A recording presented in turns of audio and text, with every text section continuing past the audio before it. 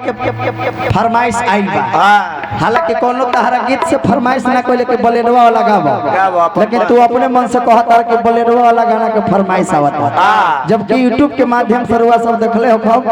हमरे चेला के गीत एल्बम में निकल रहा कैसेट रुआ सब समझत हो जी। आ कैसेट निकलला के बाद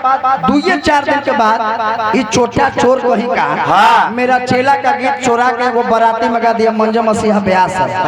उसको प्रोग्राम में ब्याह में छपरा जिला में ई अजीत हलचल आ बूढ़ा ब्यास तीन गोला तो अजीत हलचल ना आइले लेट से आइले आ बूढ़ा जो वही गीतवा चोरा के हमर चेलावा लगा देले रोबा सर्च करी कुंदन अहिरा नाम बा ओकर हमरे चेला के गीत बा ठेठ मगहिया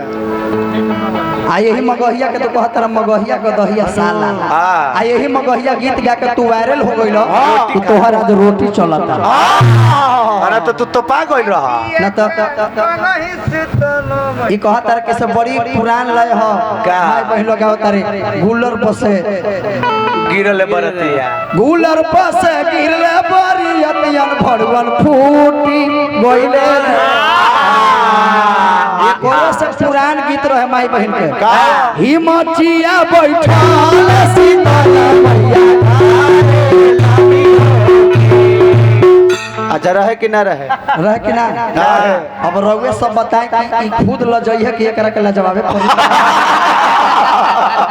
अरे गीत है ना माई बहन लोग गावेले ना हिमचिया बैठल सीतली मैया झाड़ी लंबी केस झाड़ी लंबी होके साइ कि ना ना ओहे लोग रावा अपना के पहचानी पहले रावा अपना के पहचानी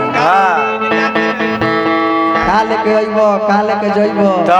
अरे मर्द गाड़िए गलोज के तू प्रोग्राम समझत रह ये बहुआ जी एगो हमर भाई लाठी वाला गाना फरमाइश कइले बा जे हमर YouTube पर वायरल बा एगो लाठी हो सके त दे दी लाठी लौर